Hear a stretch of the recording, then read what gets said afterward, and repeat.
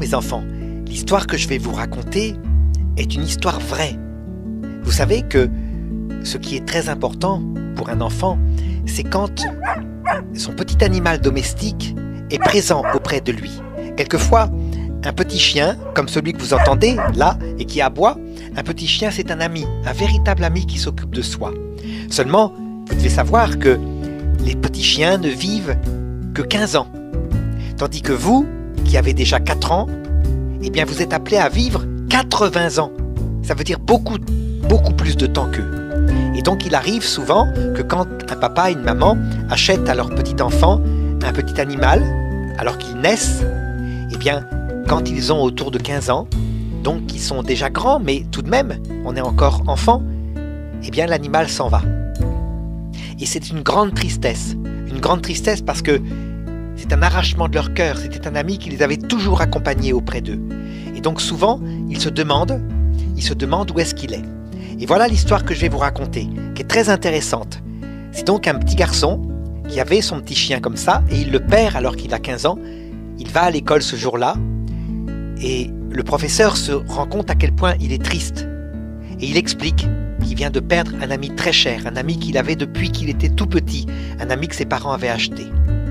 Et le professeur, qui savait un petit peu ce qu'on fait sur Terre et ce qui se passe dans l'autre monde, lui a dit « Mais ne t'inquiète pas, dès maintenant, ton animal, ton petit chien, il n'est pas mort, il est vivant dans l'autre monde. » Et puis le temps passe, et l'enfant grandit, et il finit par penser moins à son petit chien qui était mort, d'autant plus que ses parents lui en avaient acheté un autre. Passe 30 ans, 40 ans, 50 ans, 60 ans, 80 ans.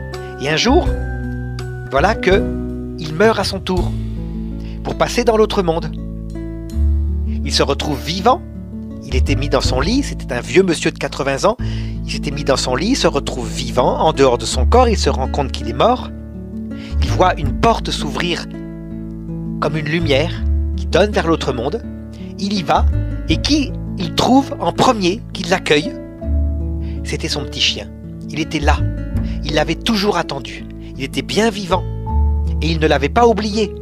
Et lui, aussitôt, il se souvient du chagrin qu'il avait eu quand il avait 15 ans. Et aussitôt, eh bien, il se jette dans les bras l'un de l'autre. Et ensuite, son petit chien l'emmène et lui montre l'autre monde.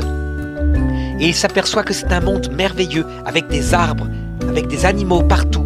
Et que tous les animaux qui sont passés sur la terre sont là-bas et sont vivants. Et décorent un monde magnifique, plein de papillons, plein d'abeilles. Et tous les chiens, tous les chats, tous ceux qu'on a aimés pendant notre vie. Voilà, ça c'est pour vous donner, je dirais, l'espoir que vous sachiez que cette vie a vraiment un sens. À bientôt les enfants.